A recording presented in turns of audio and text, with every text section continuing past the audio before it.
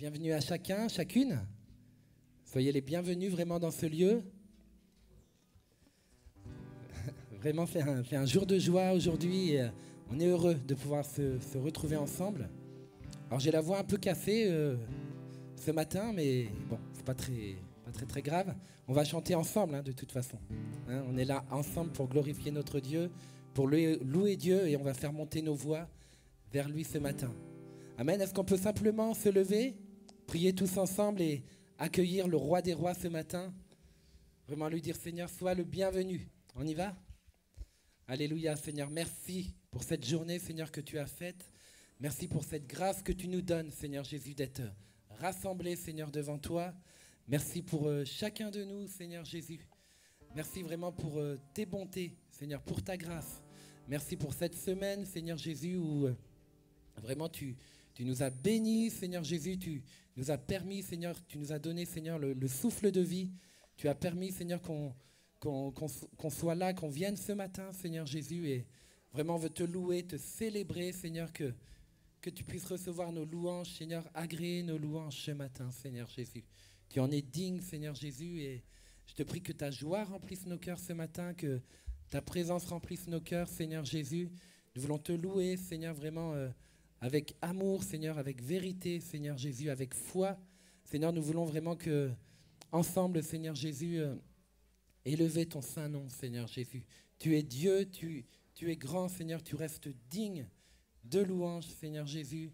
Et nous voulons vraiment élever le beau nom de Jésus ce matin. Alléluia, Seigneur.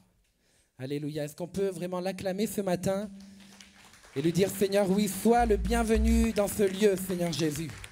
Sois le bienvenu, Seigneur.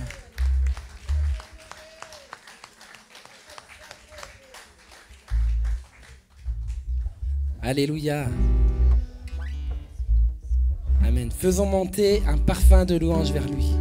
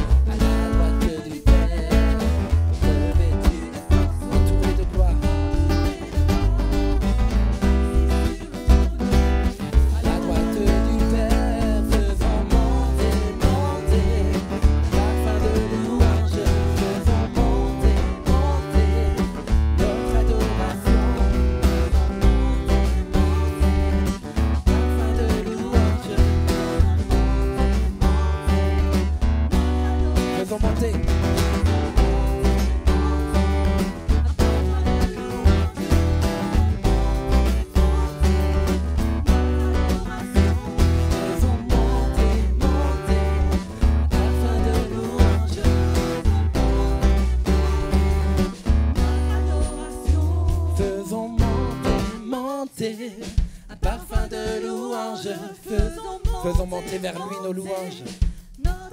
Alléluia, Jésus. Faisons monter, monter, un parfum de louange. Faisons monter, monter.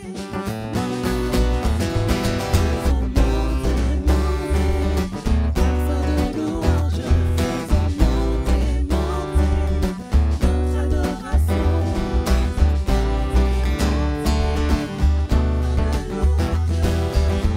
monter, monter.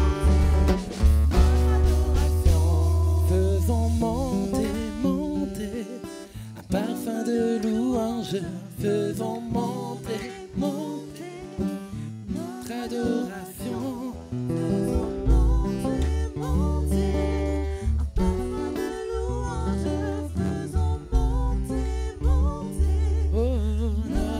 Une dernière fois. Faisons monter, monter un parfum de louange. Faisons monter, monter notre adoration. Faisons monter, monter un parfum de louange. Faisons monter, monter notre adoration.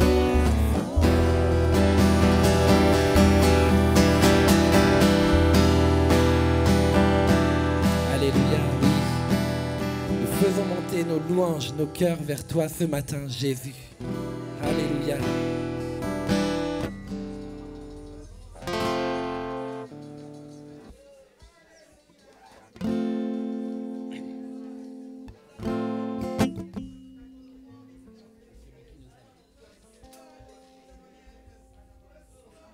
On enchaîne le deuxième.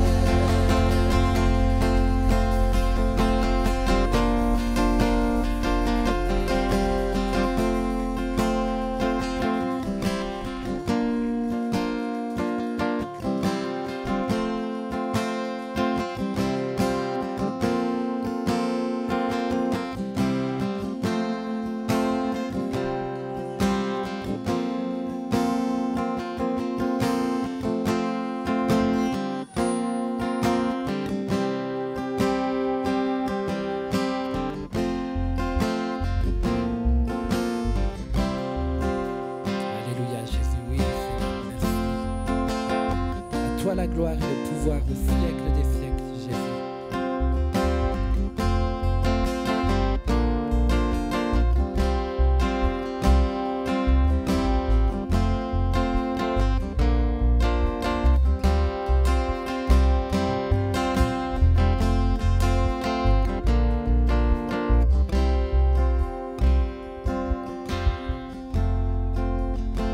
Alléluia, Seigneur, oui. Merci, Seigneur, pour ton esprit, Seigneur. Merci, Seigneur, parce que tu nous as donné ton esprit, Seigneur Jésus. Seigneur, tu es venu, Seigneur, sur cette terre. Tu es mort, Seigneur, sur cette croix, Seigneur Jésus, et tu as permis, Seigneur, que le ciel soit ouvert pour nous. Nous pouvons aujourd'hui bénéficier du Saint-Esprit. Amen. On va prendre ce chant qui nous dit « L'Esprit de Dieu est au contrôle ». Amen. Et l'Esprit de Dieu peut faire des choses dans ta vie. Amen. Et on ne veut pas le limiter ce matin. L'Esprit du Seigneur est dans ce lieu. Parce que Jésus a donné une fois pour toutes. Le ciel a été ouvert une fois pour toutes. Et nous sommes au bénéfice vraiment de sa grâce. Amen. Est-ce qu'on peut vraiment chanter ce chant en réalisant que Dieu veut agir dans nos vies et dans nos cœurs? Amen.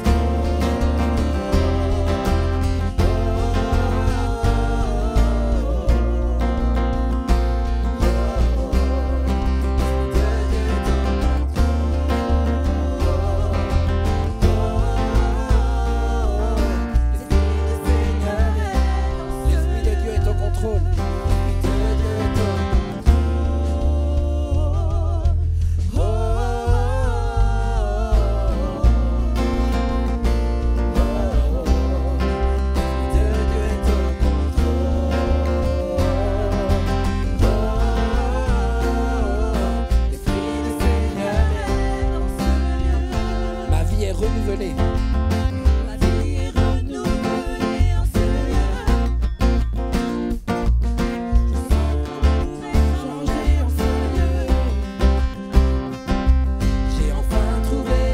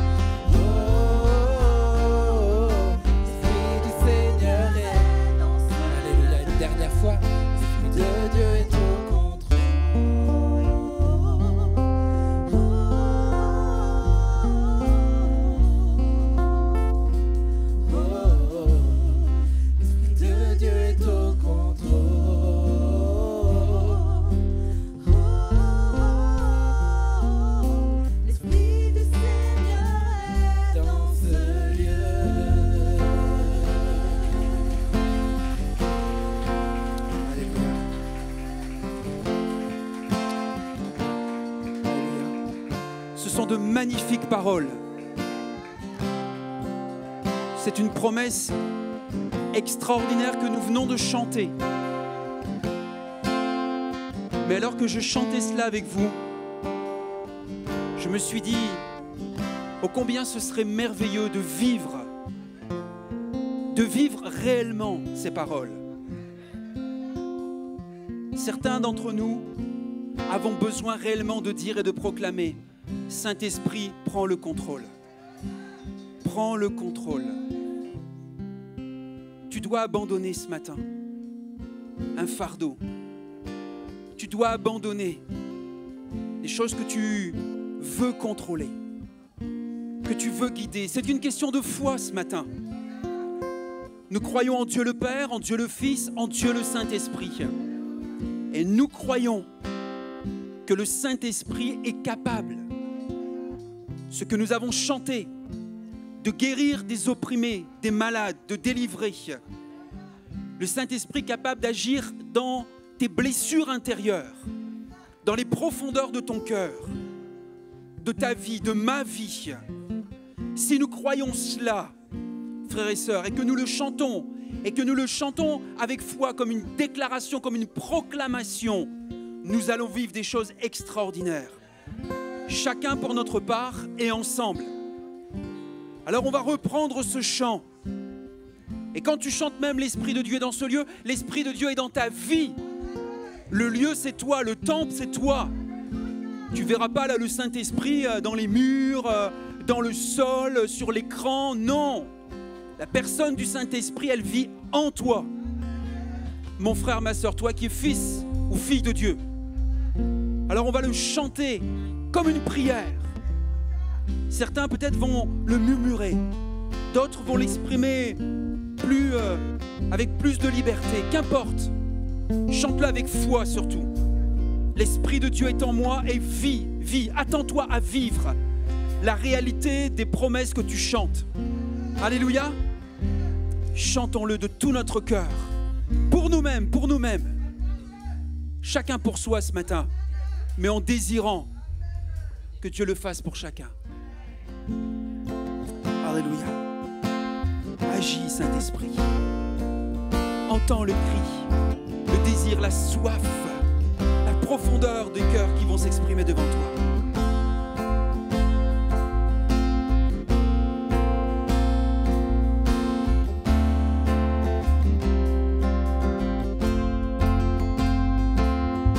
L'Esprit du Seigneur est dans ce lieu.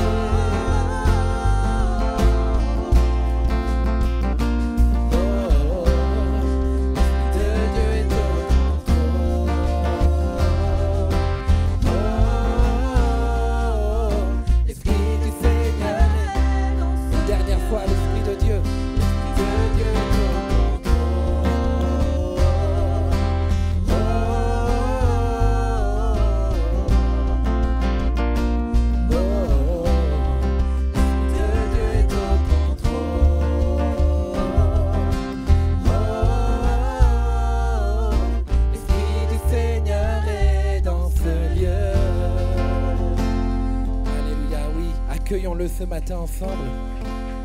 Élevons nos voix. Seigneur, oui, nous réclamons ton esprit ce matin, Seigneur Jésus. Seigneur, tu as dit que tu nous donnerais, Seigneur, ton esprit. Seigneur, tu as dit, si méchants comme vous l'êtes, vous savez donner de bonnes choses à vos enfants, à combien plus forte raison le Père donnera-t-il le Saint-Esprit à ceux qui le lui demandent, Seigneur. Alors vraiment, nous ne voulons pas, Seigneur, être gênés de te demander, Seigneur, simplement, Seigneur, les choses que tu veux nous donner, Seigneur. Tu as dit, Seigneur, que tu nous donnerais ton esprit. Et Seigneur, nous voulons, Seigneur, ensemble. Si tu as besoin ce matin, réclame, n'hésite pas à réclamer à Jésus ce matin. Il veut te donner. C'est ta volonté, Seigneur Jésus, de bénir ce matin. Alléluia, Seigneur, c'est ta volonté, Seigneur, de bénir tes enfants, Seigneur. Alléluia, Seigneur.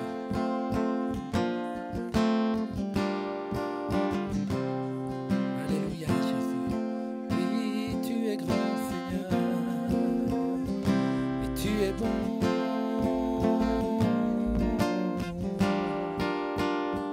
Et tu es bon.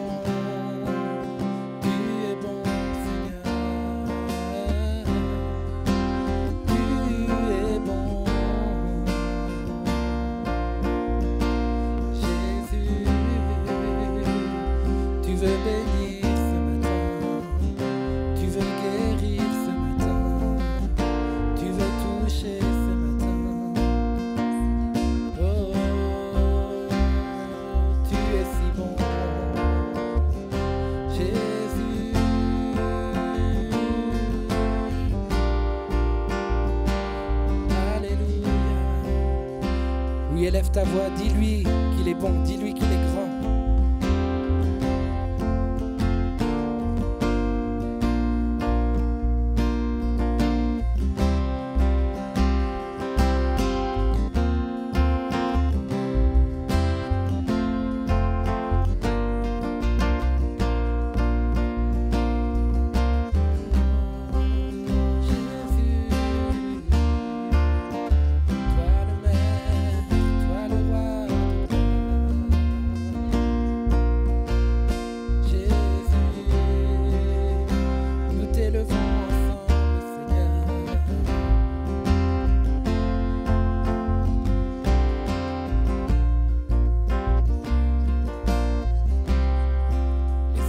Dieu est au contrôle.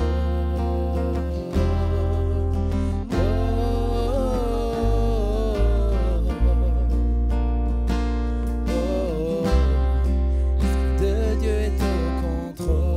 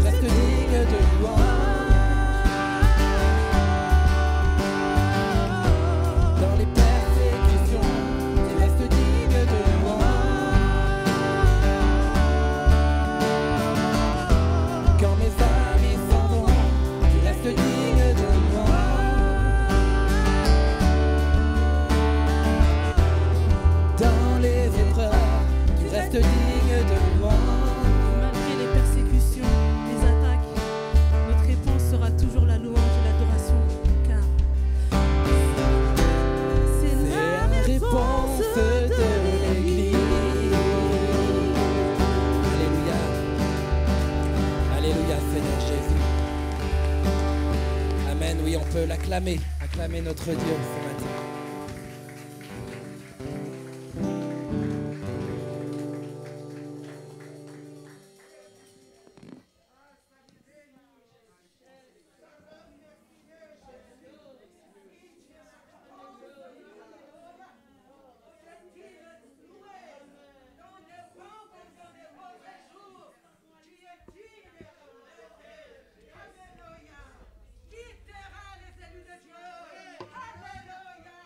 Alléluia.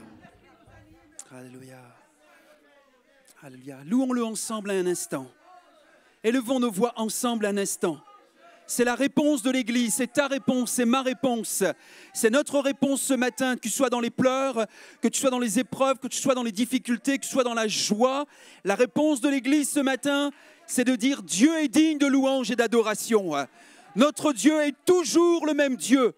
Le Dieu d'Isaac, d'Abraham, de Jacob est notre Dieu. Et ce matin, nous voulons le louer. Nous voulons élever son nom au-dessus des circonstances, au-dessus des problèmes que nous pouvons rencontrer ou vivre. Nous voulons le louer, l'adorer. C'est la réponse de l'Église. Alléluia. Reçois l'hommage de nos cœurs, la reconnaissance de nos âmes. Reçois, Seigneur, nos faibles mots pour élever le grand Dieu que tu es. Alléluia. Tu es digne de louange. Nous voulons associer notre voix à celle des anges ce matin, à celle de l'Église universelle qui fait monter vers Dieu, le Dieu de l'univers, le Dieu unique, le Dieu vrai, des actions de grâce, de reconnaissance.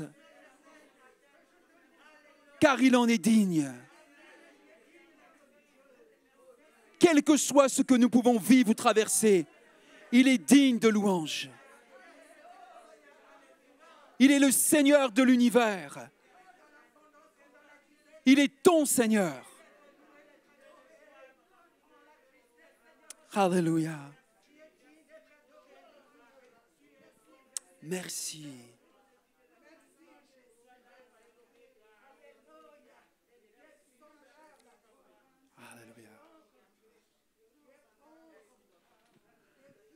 Alléluia.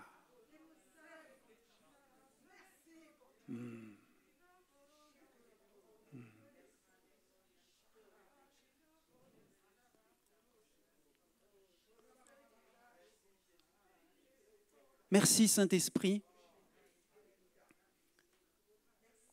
car même si nous nous réunissons tous les dimanches matins dans ce lieu, même si nos cultes ont un certain déroulement, tu sais parler tantôt d'une manière, tantôt d'une autre. Et tu sais agir en ton temps comme il faut. Tu es venu ce matin, tu t'attendais peut-être à rien ou à pas grand-chose. Et le Seigneur t'attendait. Et il n'a même pas fallu encore que la prédication soit faite où il t'a déjà parlé. Et il est déjà intervenu.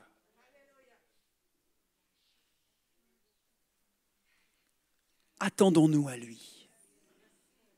À chaque instant, à chaque minute. Non seulement de ce moment, de cette journée, mais aussi cet après-midi, demain, quand tu seras à nouveau dans ton quotidien. Le Saint-Esprit ne se limite pas au dimanche. Il vit avec toi. Il est ton partenaire de combat. À chaque jour. À chaque jour. Compte sur lui. Compte sur lui. Attends-toi à lui. Pour tes changements intérieurs personnels. Pour des changements qu'il peut opérer aussi dans la vie d'autres personnes autour de toi. Attendons-nous à lui. Dans le nom de Jésus. Amen. Amen. 2 pré-annonces que j'aimerais vous faire avant que Angélique puisse venir faire les annonces du quotidien, on va dire. Et avant aussi d'aborder la parole de Dieu. La première annonce, c'est une lettre que nous avons reçue de la part de l'Église évangélique Assemblée des Dieux des Mureaux. Et le pasteur Nonge, le pasteur président de l'Église des Mureaux, nous dit les choses suivantes. Chers frères et sœurs, l'Église évangélique Assemblée de Dieu des Mureaux est profondément marquée par l'élan d'amour et de solidarité que vous avez eu cesse de manifester à son endroit. C'est avec beaucoup de gratitude que nous vous remercions pour votre soutien financier depuis toutes ces années en cette rentrée 2021-2022. Par la présente, l'Assemblée des Mureaux vient vous témoigner toute sa reconnaissance. Il est écrit dans le Proverbe 11, verset 25, que la personne généreuse prospérera et celui qui donne à boire aux autres sera lui-même désaltéré. Que cette parole soit une réalité pour votre assemblée et que notre Seigneur Jésus-Christ inscrive votre action dans le livre des souvenirs. Avec nos sincères et chaleureux remerciements, recevez, chers frères et sœurs, nos salutations fraternelles en Christ, notre Sauveur, le pasteur Nonge, au nom de l'Église de l'Assemblée des Mureaux. Amen.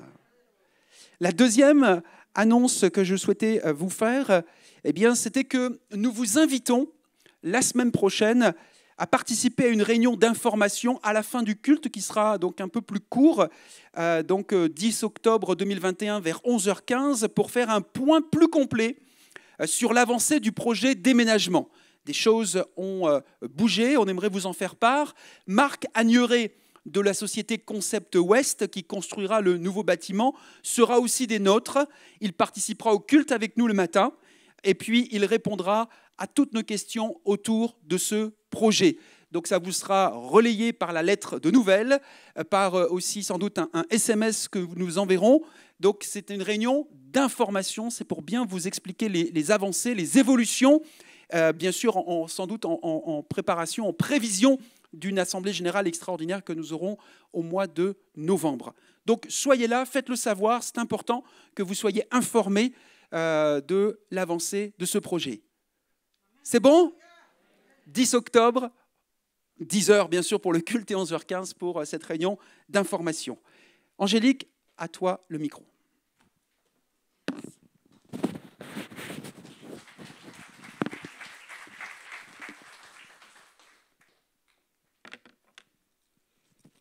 Bonjour à tous et à toutes. J'aimerais souhaiter ce matin la bienvenue à vous tous qui êtes rassemblés ici, que ce soit ici en présentiel ou bien ceux qui nous suivent en distanciel sur notre chaîne EMI chez vous. Vous souhaitez la bienvenue ici dans notre église EMI. Alors, tous les vendredis, vous recevez la lettre de nouvelles par mail.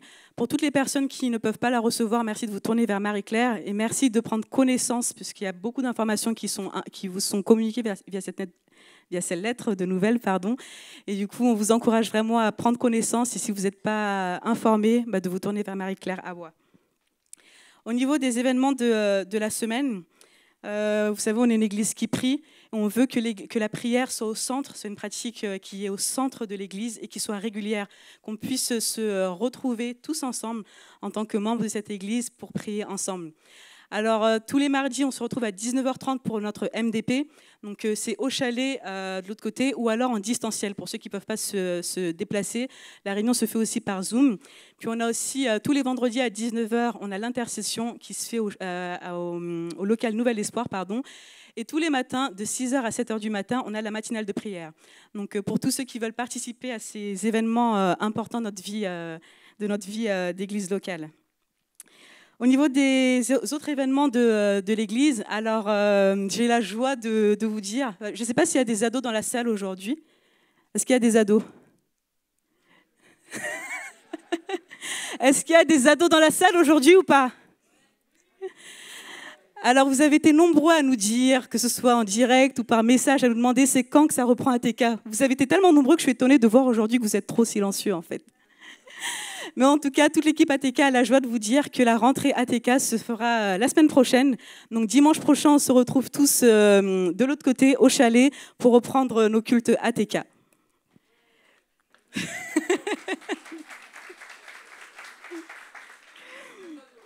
Yes, vive les ados, amen. Alors, également vous dire que vous avez jusqu'au 31 octobre pour vous inscrire à l'association Vivre la famille. C'est très important parce que c'est aussi l'association qui nous permet, c'est notre association de l'Église qui nous permet de faire des sorties avec vos enfants, que ce soit à Mission Kids, à ATK ou à la jeunesse. Et donc, on vous encourage à renseigner et à vous inscrire dans cette association et à participer au niveau de la cotisation. Donc, vous avez jusqu'au 31 octobre pour le faire. Et puis vous dire aussi qu'entre le lundi 4 et le vendredi 8 octobre, donc Laurence se rendra à la convention pastorale des ATD qui aura lieu à Montluçon. Donc vous encouragez aussi à prier pour tous ces pasteurs qui vont se retrouver, tous ces pasteurs des assemblées de Dieu qui vont se retrouver ensemble, qu'on puisse prier pour eux, que le Saint-Esprit puisse les accompagner et les conduire aussi. Et enfin aussi vous dire que le samedi 23 octobre, il y a une conférence une conférence de femmes qui s'appelle Entre elles, qui a lieu à Vernon. Donc pour toutes les femmes qui ont envie d'y aller, vous pouvez vous tourner vers Damary Swagon qui vous donnera plus d'informations. Et enfin, vous dire que si certains parmi vous sont intéressés pour prendre des cours de préparation au baptême, eh bien, vous pouvez renseigner la fiche contact, la transmettre à Marie-Claire ou la transmettre au pasteur. Et puis, je vais vous demander de couper vos téléphones portables pour laisser toute la place au Seigneur. Est-ce qu'on peut encourager Laurent ?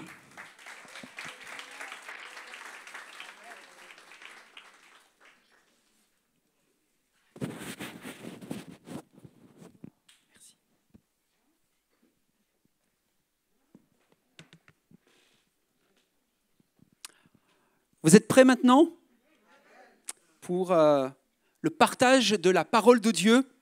Ethan, est-ce que tu peux m'avancer la Bible? J'ai oublié de prendre la Bible. C'est important quand même.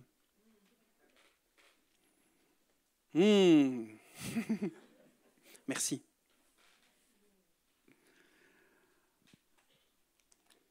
Qu'est-ce qu'il y en a qui disent peut-être un futur pasteur, peut-être? Après, la Bible, il ne faut pas seulement la porter, il faut vraiment la vivre dans son cœur. Et c'est ce qu'on va partager. En fait, l'objectif, c'est qu'on puisse davantage s'imprégner de ce livre et ce qu'il nous dit concernant, bien sûr, l'Église. C'est notre thématique depuis 2 dimanches. Qu'attendez-vous de l'Église? Qu'attendons-nous de l'Église? Si vous êtes un parent chrétien, que désirez-vous pour vos enfants? Si vous êtes un enfant chrétien, que désirez-vous pour vos parents ou vos frères et sœurs de sang? Vous désirez sans doute que certaines qualités se manifestent et se développent au sein de votre famille, comme le respect de Dieu, l'amour, la joie, la paix, l'unité et bien d'autres qualités, sans doute comme par exemple peut-être la sainteté.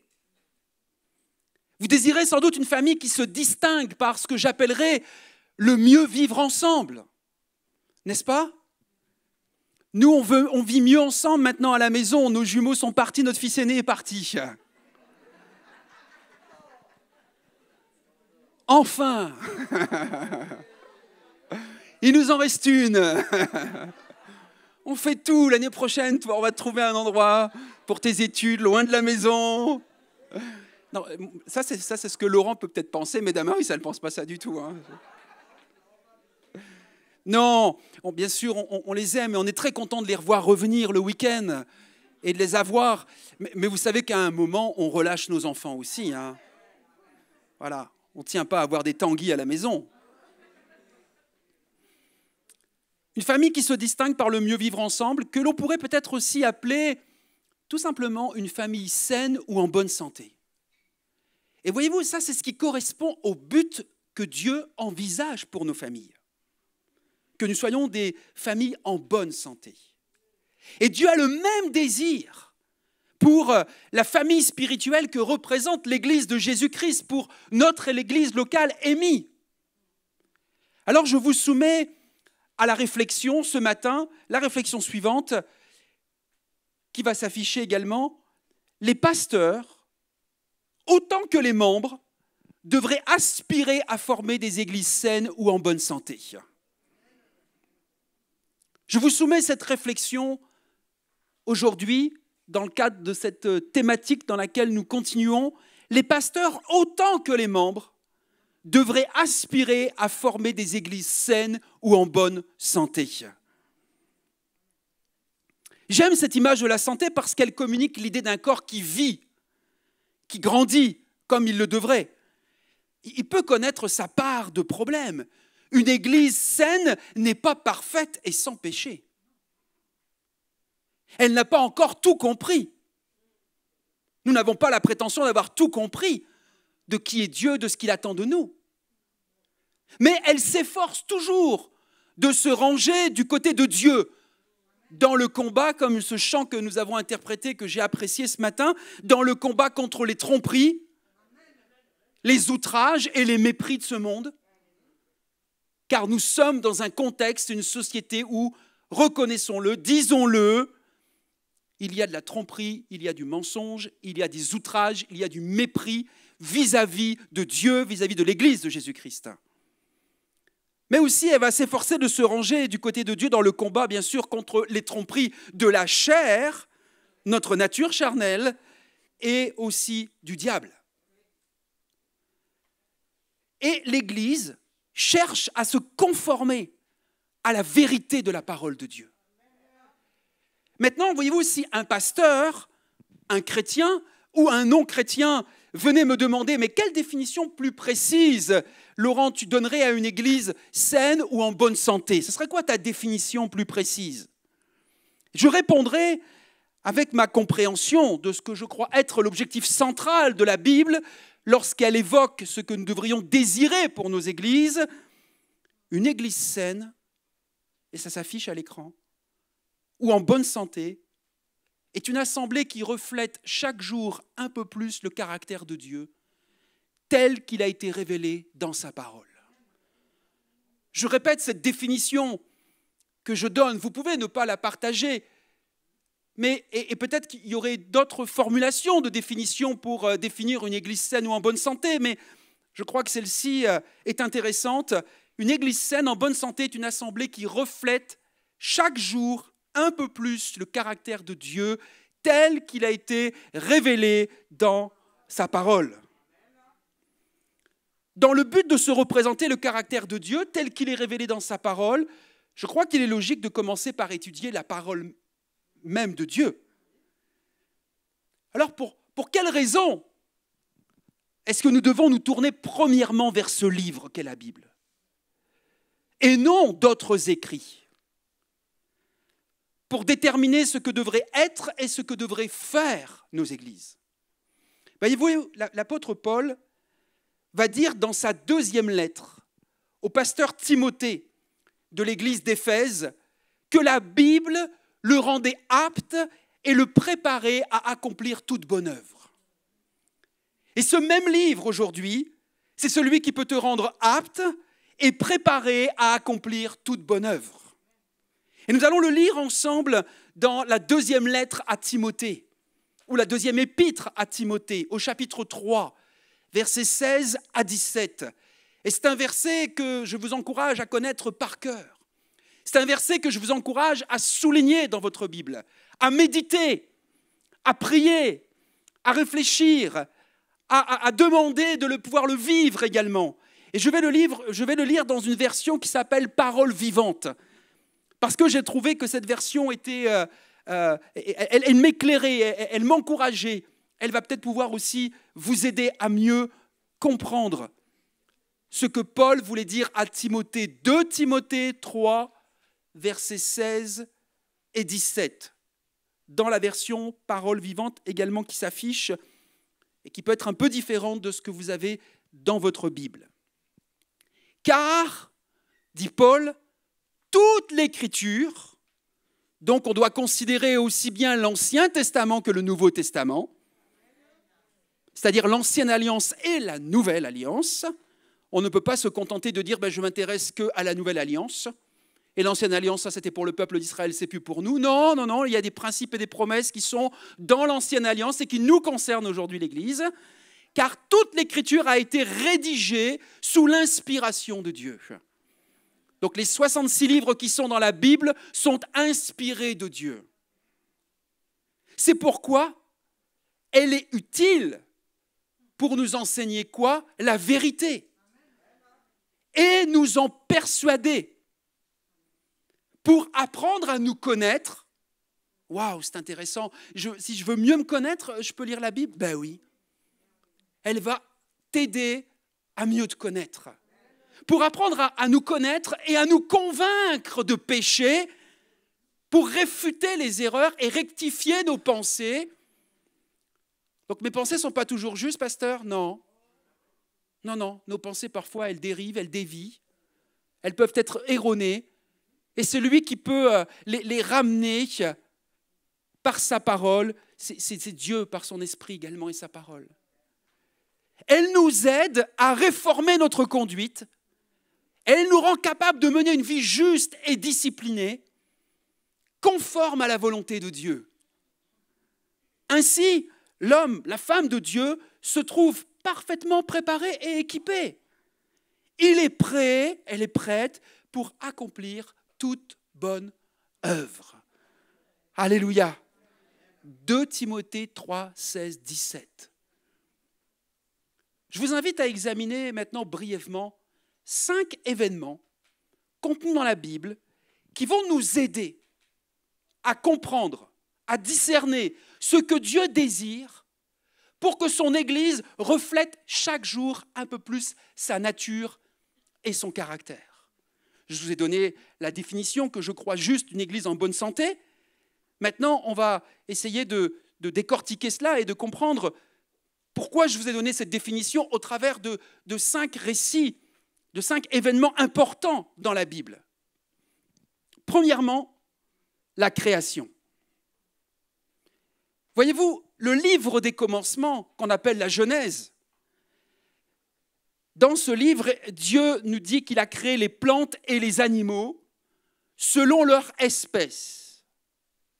Par contre, quand elle parle des êtres humains, les Écritures déclarent, Genèse 1, 26, « Faisons l'homme à notre image, selon notre ressemblance ».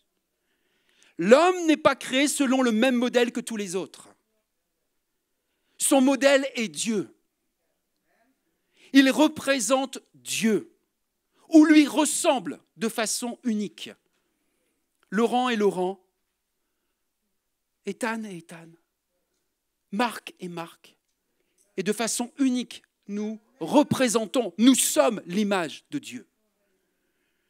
Étant donné que les êtres humains ont été formés à l'image de Dieu, eh bien, ils doivent tous spécialement refléter Dieu et sa gloire devant le reste de la création. L'homme, la femme ont été créés pour reproduire le caractère de Dieu et dominer sur la création, c'est ce que nous dit la suite du verset, et qu'il domine sur les poissons de la mer, sur les oiseaux du ciel, sur le bétail et sur toute la terre. Ça, c'est le mandat créationnel. Mais ce qui est demandé à l'homme, ce qui avait été prévu pour l'homme, le plan de Dieu pour l'homme, c'est qu'il puisse refléter le caractère, la nature de Dieu et sa gloire devant le reste de la création. Maintenant, il y a eu un deuxième événement qui s'appelle la chute. L'homme a décidé, depuis Adam, de ne pas représenter le règne de Dieu. Et depuis Adam, il s'est révolté contre Dieu et il s'est évertué à promouvoir ses propres lois. Dieu lui a donc donné ce qu'il réclamait et il l'a banni de sa présence. Voyez-vous, la culpabilité morale de l'homme signifiait qu'il ne pouvait plus s'approcher de Dieu par ses propres efforts. Alors les êtres humains ont conservé l'image de Dieu après la chute, et la Genèse réitère ce fait, vous pourrez le lire dans Genèse 5, verset 1 ou 9, verset 6. Cependant, ce que nous devons comprendre, c'est que l'image, autant que le reflet, ont été détériorés, ont été faussés. Un peu comme, vous avez peut-être été comme moi un jour dans une fête foraine, ça se faisait à l'époque, maintenant il y en a peut-être un peu moins, mais il y avait cette attraction dans les fêtes foraines où tu allais parfois dans des couloirs et tu tombais devant un miroir déformant. Certains ont connu ça ? Hein, tu te regardais dans le miroir et tu ne voyais pas vraiment qui tu étais. Hein. Tu étais difforme. Eh bien, voyez-vous, c'est un peu de la même manière, l'image que nous donnons de Dieu, elle est faussée par notre état de péché. Elle est déformée. par notre état de pécheur. Et les théologiens, ceux qui étudient la Bible, disent que l'homme est devenu coupable et corrompu. L'homme, la femme, est devenu coupable et corrompu. Mais dans sa miséricorde, Dieu avait un plan pour sauver et utiliser un groupe de personnes qui réaliserait le plan original de la création, c'est-à-dire manifester sa gloire. Souvenez-vous, le but de Dieu, dès le départ, dès le commencement. Et il a promis à un homme, appelé Abraham même, qu'il le bénirait, lui et ses descendants. En retour, il serait une bénédiction pour toutes les nations. Vous pouvez lire ça dans Genèse 12. Donc Dieu les a qualifiés même de nations saintes, d'un royaume de sacrificateurs, Exode 19, pour signifier qu'ils avaient été expressément mis à part afin de servir d'intermédiaires et de refléter la nature et la gloire de Dieu auprès des nations en obéissant aux lois qui leur avaient été données, ce que Adam était censé faire également. Dieu disait en fait à Israël, « Montrez au monde ce que je suis ». Il leur a dit, « Vous serez saints, car je suis saint ». Lévitique 11. Dieu a même appelé cette nation d'Israël son fils. Et nous attendons à ce que des fils suivent les traces de leur père. Exode 4, versets 22-23, je lis pour vous, « Tu diras à Pharaon, ainsi parle l'Éternel, Israël est mon fils, mon premier-né. Je te dis, laisse aller mon fils pour qu'il me serve. » Et Dieu a aussi promis d'habiter avec ce fils dans le pays qu'il lui donnerait. Pays qui servirait de tribune, du haut de laquelle son peuple manifesterait sa gloire. Donc, Dieu a promis à Abraham et à sa descendance, Dieu s'est choisi à un moment un peuple, Israël, pour qu'il puisse à nouveau restaurer ce reflet, cette manifestation de la gloire de Dieu. Et une des principales leçons que nous enseigne l'Israël d'autrefois, c'est que l'homme déchu, livré à lui-même, ne peut renvoyer une image juste de Dieu. Même s'il possède tous les bénéfices de sa loi, de son pays, de sa présence, c'était le cas pour Israël. Combien, chers amis, devrions-nous tous ressentir une profonde humilité devant l'histoire d'Israël ? Seul Dieu peut refléter Dieu. Et lui seul peut nous sauver du péché et de la mort. C'est par conséquent ce que Dieu a fait. Il a envoyé son Fils unique, de nature divine, pour devenir, nous dit Philippiens, semblable aux hommes. Et ce Fils bien-aimé qui faisait toute la joie du Père s'est pleinement soumis à la loi. Il a accompli ce que Adam n'avait pas fait. Jésus a résisté à la tentation du diable, ce que Adam et Ève n'ont pas fait. Et Jésus a dit, il a même répondu à un moment à la sortie du désert face à l'adversaire, il est écrit, l'homme ne vivra pas de pain seulement, mais de toute qui sort de la bouche de Dieu. Jésus a aussi réalisé ce que Israël n'avait pas réussi à faire, en vivant parfaitement selon la loi et la volonté du Père. Il va dire aux Juifs religieux de l'époque, dans Jean 8, 28, vous pouvez lire ça, quand vous aurez, il dit aux religieux, Jésus, quand vous aurez élevé le Fils de l'homme, alors vous connaîtrez ce que je suis. Et que je ne fais rien de moi-même, mais que je parle selon ce que le Père m'a enseigné. Ce Fils, Jésus, qui représentait une image parfaite de son Père, pouvait dire à son disciple Philippe, « Celui qui m'a vu a vu le Père ». C'est peut-être de là que l'expression « tel Père, tel Fils ». En résumé, les auteurs du Nouveau Testament ont parlé de Jésus comme l'image du Dieu invisible. Le rayonnement de la gloire de Dieu est l'expression parfaite de son être, nous dit Hébreux 1. chapitre 1, verset 3. Jésus, le rayonnement de la gloire de Dieu, est l'expression parfaite de son être.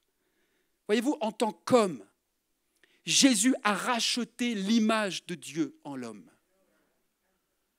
Et pourtant, non seulement Christ a reflété la glorieuse sainteté de Dieu par son obéissance à la loi, mais il a aussi démontré la miséricorde et l'amour de Dieu en mourant sur la croix pour des pécheurs, pour toi et moi, payant ainsi le prix de la condamnation que nous méritions. Et ce sacrifice, voyez-vous, substitutif, avait été annoncé tout au long de l'Ancienne Alliance, tout au long de l'Ancien Testament. Rappelez-vous, pensez un instant avec moi au bélier retenu dans le buisson que Dieu a donné à Abraham afin d'épargner son fils Isaac. Souvenez-vous de Joseph, le fils qui a été sacrifié et vendu par ses frères afin de devenir un jour médiateur pour une nation. Souvenez-vous au peuple d'Israël appliquant le sang d'un agneau sur les linteaux des portes des maisons pour sauver ses fils premiers-nés. Souvenez-vous du souverain sacrificateur qui entrait dans le lieu très saint une fois par an afin d'offrir pour tout le peuple un sacrifice d'expiation, de rachat, de réparation. Souvenez-vous de la promesse du prophète Ésaïe, chapitre 53, verset 5, quand il est dit « C'est pour nos péchés qu'il a été percé, c'est pour nos fautes qu'il a été brisé.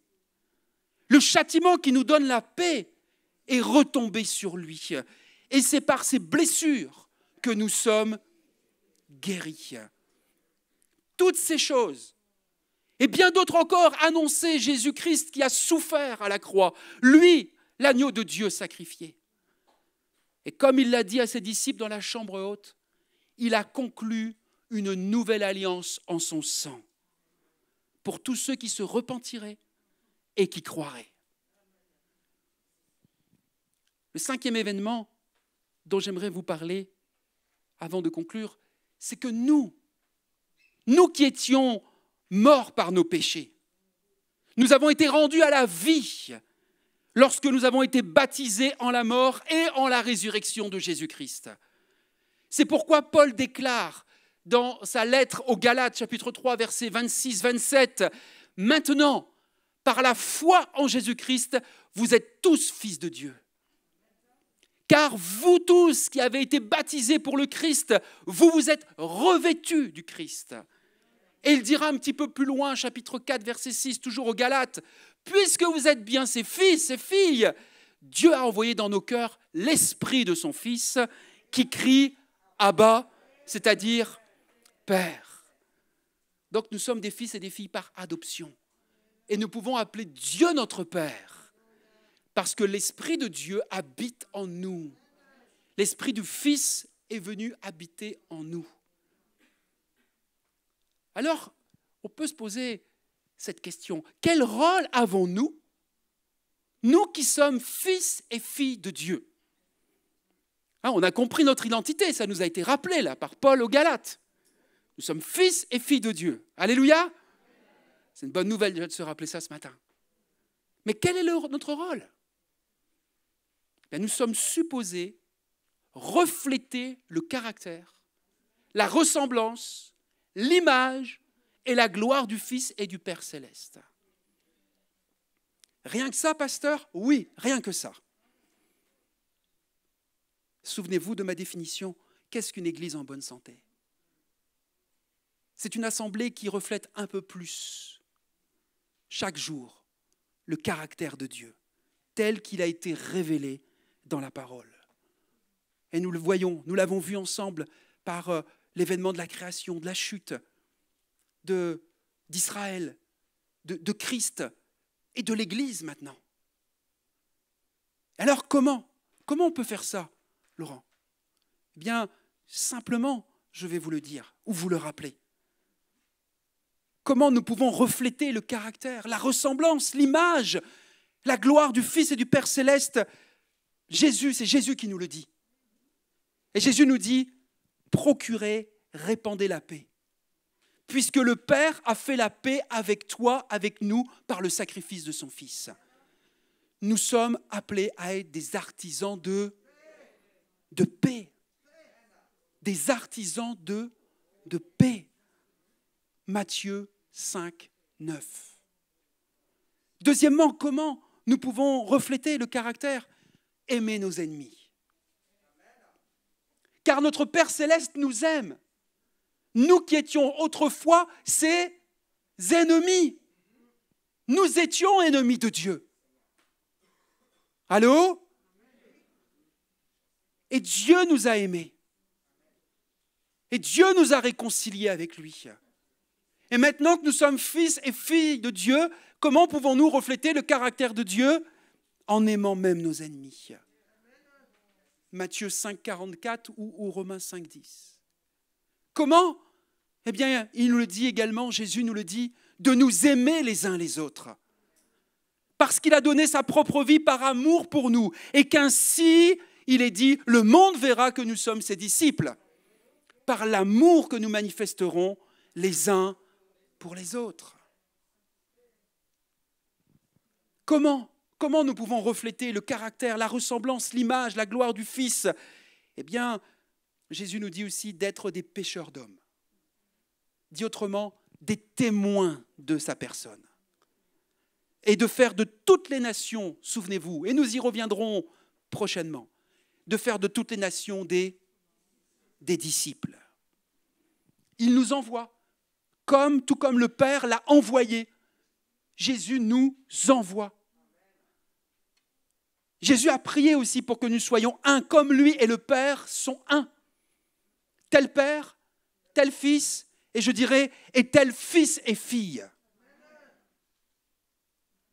Purifiés de leurs péchés par l'œuvre de Christ, voyez-vous, les membres de son peuple, c'est-à-dire vous et moi, qui constituons une nouvelle création, qui avons reçu un cœur nouveau grâce au travail du Saint-Esprit, ont commencé à retrouver l'image parfaite de Dieu. Jésus nous a servi les prémices, il a ôté le voile, il a ouvert la voie à l'Église pour qu'elle contemple à nouveau l'image du Père. Nous contemplons aujourd'hui son image par la foi. Et il nous est dit dans la deuxième lettre aux Corinthiens, chapitre 3, verset 18, « Et nous tous, qui le visage découvert, contemplons, comme dans un miroir, la gloire du Seigneur. Nous sommes transformés, vous et moi, nous sommes transformés en son image, dans une gloire dont l'éclat ne cesse de grandir. C'est là l'œuvre du Seigneur, c'est-à-dire de l'Esprit. » D'où l'importance de ce que nous avons chanté ce matin, que le Saint-Esprit soit au contrôle. Parce que c'est lui qui nous transforme. C'est lui qui nous amène à l'image, au reflet du caractère, de la nature, de la gloire de Dieu. C'est lui qui fait que son Église peut être en bonne santé. Que nous puissions être des hommes, des femmes, des familles en bonne santé. C'est l'œuvre du Saint-Esprit. Et voyez-vous, Paul, l'apôtre Paul, va résumer en 2 versets le projet de Dieu pour l'Église. Si vous cherchez quel est le projet de Dieu pour l'Église, nous allons le lire ensemble dans Éphésiens chapitre 3, versets 10 et 11. Versets que vous pouvez souligner également, que vous pouvez méditer, réfléchir, prier. Vous voulez prier pour l'Église? Vous priez ces 2 versets, vous ne vous tromperez pas. Parce que c'est le projet de Dieu pour l'Église. Il est dit, je lis dans la version Bible français courant, Éphésiens, chapitre 3, versets 10 et 11, afin que maintenant, donc vous compreniez, il y a eu la création, il y a eu la chute, il y a eu le peuple d'Israël, mais ils ont échoué. Il y a eu Christ. Il n'y avait plus le choix, Dieu, d'envoyer son Fils pour restaurer cette image, réparer cette image de la gloire de Dieu. Il y a l'Église maintenant. Maintenant, quand il dit « afin que maintenant, grâce à l'Église, les autorités et les puissances du monde céleste puissent connaître la sagesse divine sous tous ses aspects. » Tout cela est conforme au projet éternel de Dieu qu'il a réalisé par Jésus-Christ, notre Seigneur. Amen. Comment l'Église manifeste-t-elle la sagesse de Dieu dans toute sa diversité? Et nous voyons la diversité de l'Église ici. Je ne parle pas de vos caractères. Hein. Là, je parle uniquement de nos apparences physiques. Si je devais parler d'un caractère, je parlerais plutôt du mien, déjà. Seul un Dieu parfaitement sage pouvait élaborer un moyen de réconcilier son amour et sa justice, tout en sauvant un peuple pécheur qui était séparé de lui et divisé. De même, seul un Dieu absolument sage pouvait imaginer une façon de changer des cœurs de pierre en cœurs de chair, qui l'aimeraient et qui le loueraient, comme nous avons fait ce matin. Puissent tous ceux qui nous entourent porter attention à ces faits et s'en émerveiller. Je m'émerveille de ce que Dieu a transformé, mon frère, ma sœur, ton cœur de pierre en cœur de chair. Est-ce que lorsque tu viens dans ce lieu le dimanche matin ou le mardi, enfin à d'autres réunions, tu t'émerveilles de ce que Dieu a fait dans le cœur, dans la vie de ton frère, de ta sœur? Oui, ça changerait tellement notre façon de considérer l'autre, d'apprécier l'autre, de dire « waouh ». Dieu a transformé. Et parfois, quand tu sais, parfois tu ne sais pas, mais parfois quand tu sais l'histoire de la personne, tu sais son passé, tu sais par quoi elle est passée, son vécu, tu te dis « waouh ». Tu es merveilleux, Seigneur. Tu as été capable de faire ça dans le cœur de cette jeune fille. Tu as été capable de faire ça dans le cœur de cette femme, de cet homme. C'est extraordinaire. Alors que nous allons partager, je vais appeler mes frères préposés au service de la Sainte Seine. Nous allons partager ce repas institué par Jésus avec ses disciples que nous appelons la Seine, C-E-N-E. Pas se tromper, hein, parce que nous, on est des Parisiens. Hein. Si on parle de la Seine, surtout des nouvelles personnes peuvent comprendre que peut-être on parle du fleuve. Non. Là, on parle d'un repas qu'on appelle la Sainte Seine que Jésus a instituée avec ses disciples. J'aimerais bien sûr à cette occasion que l'on souhaite bienvenue dans la famille de Dieu à nos jeunes sœurs Sérène. Est-ce que tu es là, Sérène?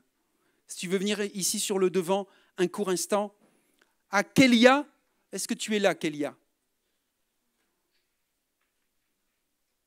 Sérène, je la vois. Kélia, super.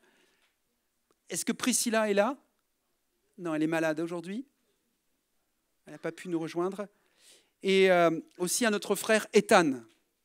Venez un court instant sur le devant, ça ne va pas durer longtemps, ne vous inquiétez pas. Qui ont confessé leur foi en Jésus-Christ à l'occasion de leur baptême d'eau le 12 septembre. J'aimerais qu'on puisse leur dire bienvenue dans la famille de Dieu.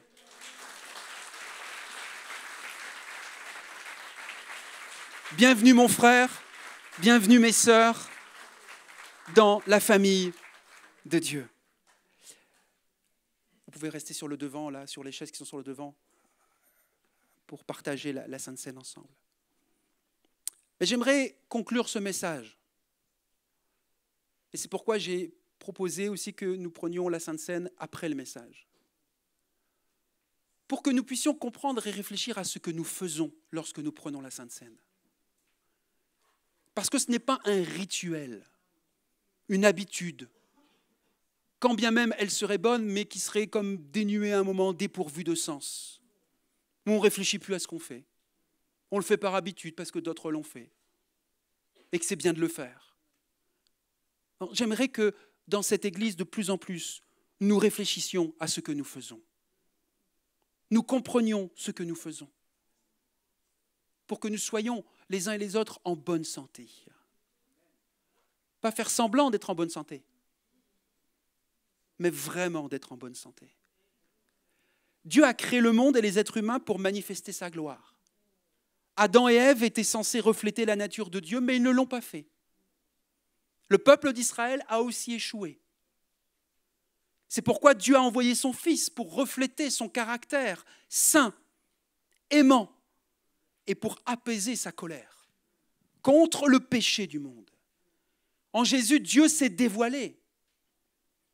En Jésus, Dieu est venu pour sauver l'humanité.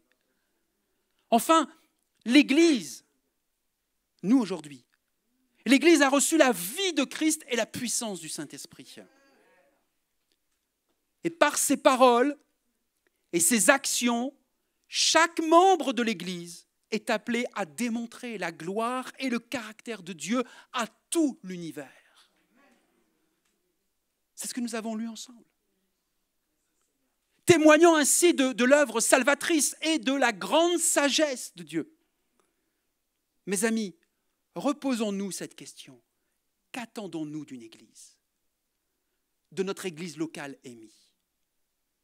De la bonne musique? Vous n'êtes pas obligé de répondre. Une ambiance exaltante? Un culte plus traditionnel?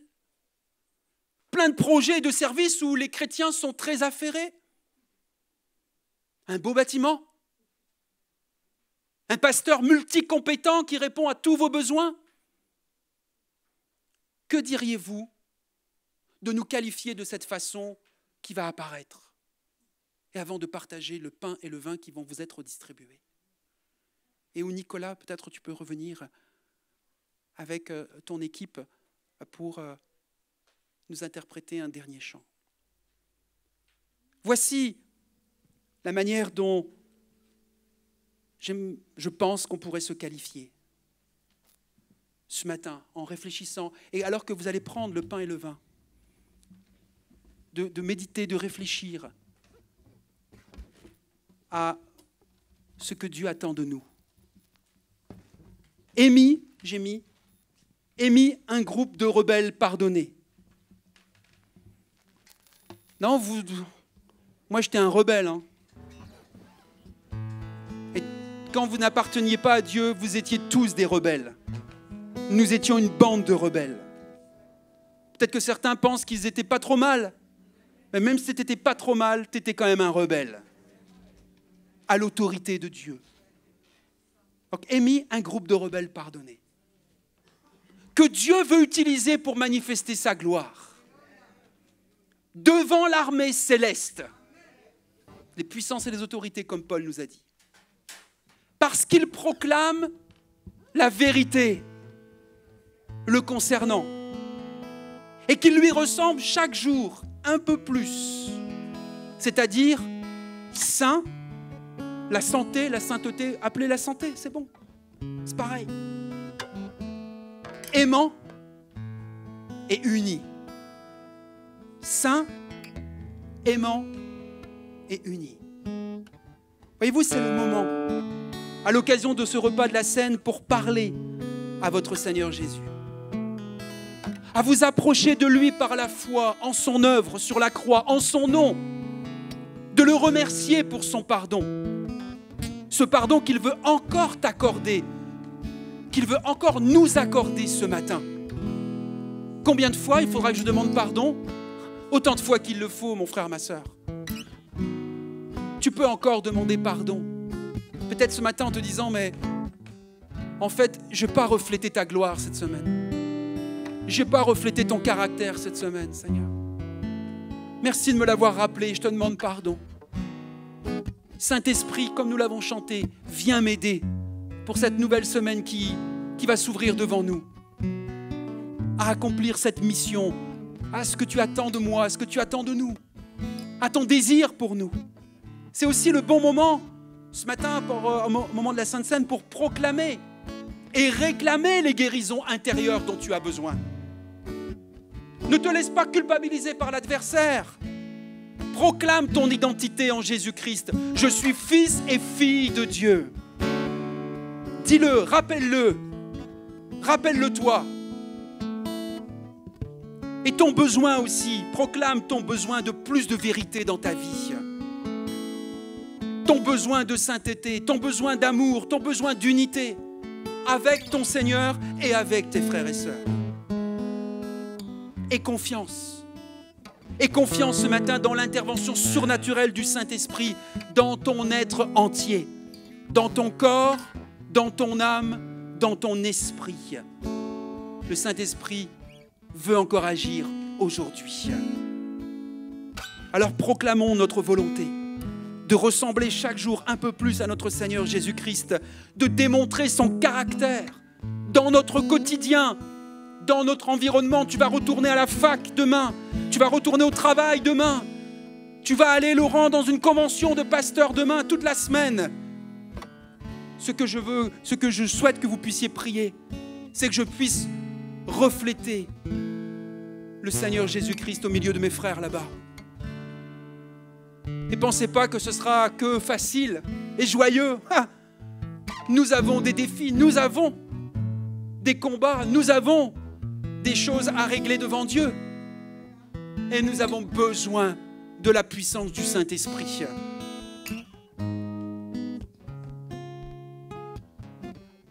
Alors que nos frères vont distribuer le pain et le vin, tous ceux et celles qui sont fils et filles de Dieu, je vous invite à vous lever à votre place.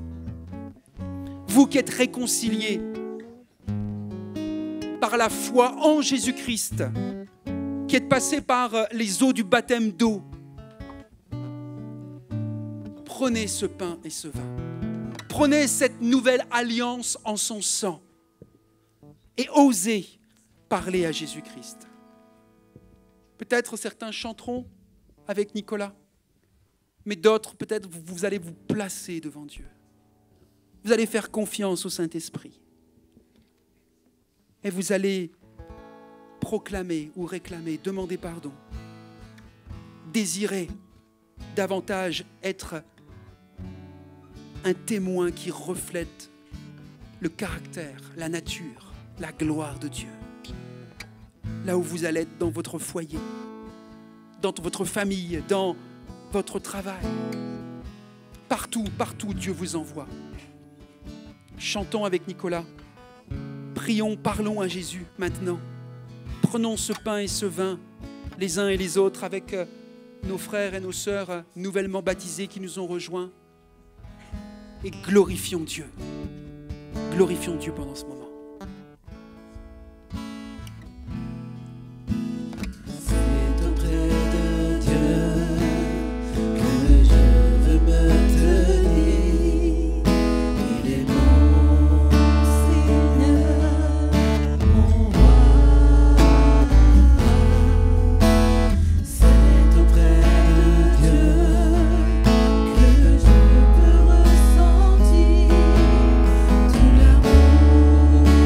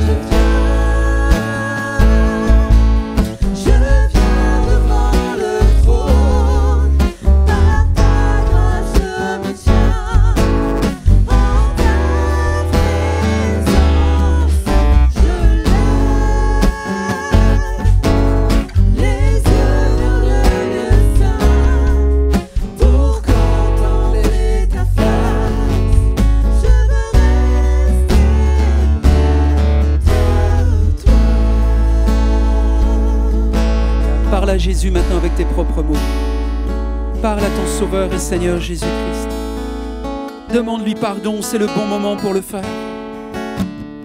Si tu as péché par tes actes manqués, des paroles, des attitudes déplacées, si tu réalises ce matin que tu ne l'as pas représenté comme il te l'a rappelé ce matin, que tu ne l'as pas reflété son caractère, sa ressemblance dans ton quotidien, c'est le moment de lui demander pardon.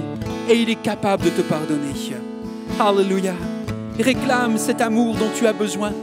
Réclame cette unité dont tu as besoin avec lui, avec tes frères et sœurs. Réclame cette sainteté, cette santé spirituelle dont tu as besoin pour avancer, progresser. Alléluia. C'est le moment de le faire. C'est le bon moment de le faire. Réclame et proclame tes guérisons. Isaïe nous l'a rappelé. C'est par ses meurtrissures, ses blessures à lui, le Fils de Dieu, que nous sommes guéris. Pas seulement physiquement, mais je crois de plus en plus et de tout mon cœur que c'est aussi pour des guérisons profondes intérieures. Des guérisons émotionnelles, des guérisons du passé, des guérisons à cause de blessures que nous nous sommes faites nous-mêmes, que d'autres nous ont faites et dont nous avons besoin alors que nous sommes à lui, que nous sommes ses fils et ses filles. Parfois, nous les avons mises de côté.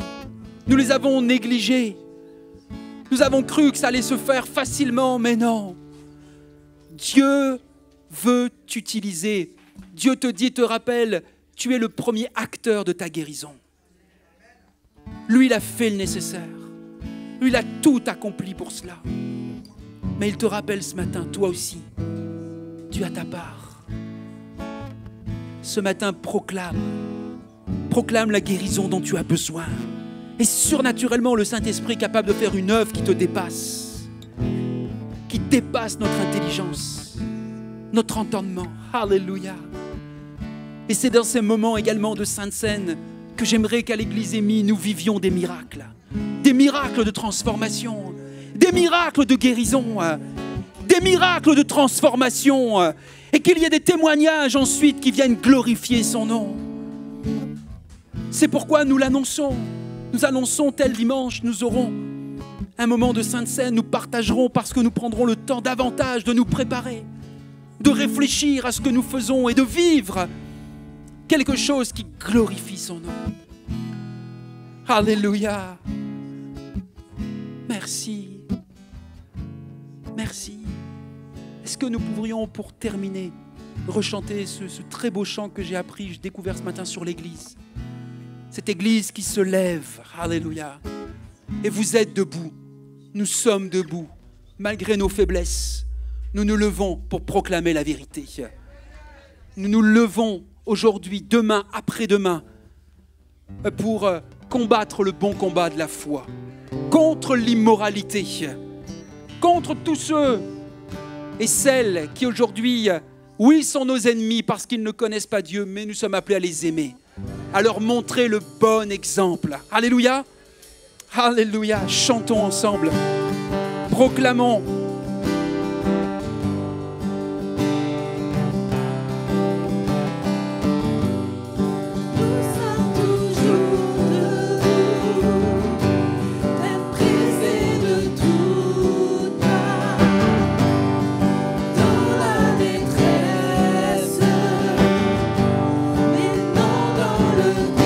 Désespoir.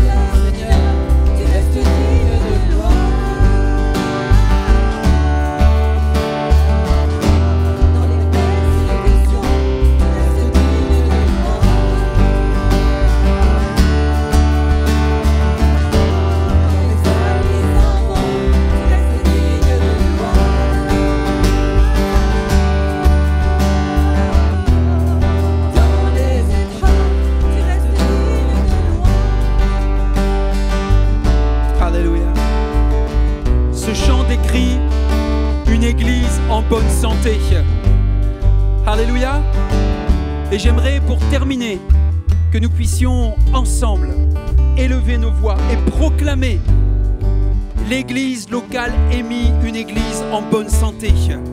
Alléluia, avec l'aide de Dieu, avec l'aide de son esprit, les uns et les autres, nous allons prier et proclamer des paroles de vie, de bénédiction sur notre église, c'est-à-dire sur les familles que nous sommes, sur les personnes que nous sommes et qui représentons l'église EMI, une église locale en bonne santé. Alléluia. Ça sera un sujet de prière, bien sûr, que nous renouvellerons les mardis, les vendredis, dans nos foyers, à l'église. Nous allons prier en cette rentrée 2021-2022, dans un monde qui est malade. Nous voulons une église de Jésus-Christ locale en bonne santé, au nom de Jésus. Ce n'est pas par nos propres forces que nous pourrons y arriver, pas du tout, mais avec l'aide de son esprit, avec l'aide de sa parole, avec l'aide des frères et sœurs, alléluia, qui nous entourent, des jeunes et des moins jeunes. Ensemble, nous y arriverons. Ensemble, nous témoignerons. Ensemble, nous vivrons des victoires. Alléluia. Seigneur, entends maintenant ton peuple, Seigneur, qui élève sa voix, qui associe son cœur, sa foi, sa détermination à te demander, à proclamer que l'église locale EMI est une église en bonne santé, qu'elle va grandir, qu'elle va progresser, alléluia, dans la destinée que tu lui as tracée, pour être, Seigneur, une assemblée qui reflète chaque jour un peu plus le caractère, la ressemblance de Dieu tel qu'il est révélé dans sa parole. Merci, merci Saint-Esprit pour ton aide. Merci Saint-Esprit pour ce que tu as déjà accompli et que tu vas poursuivre dans nos cœurs à chacun et dans le cœur de ton Église EMI. Béni sois-tu, Seigneur, pour les guérisons que nous allons voir, que nous allons expérimenter, que nous allons témoigner. Alléluia, face à ce monde, face aux autorités célestes. Alléluia, merci pour ta grande sagesse, ô Dieu, d'avoir permis, Seigneur, l'Église de Jésus sur la terre pour te représenter, pour témoigner.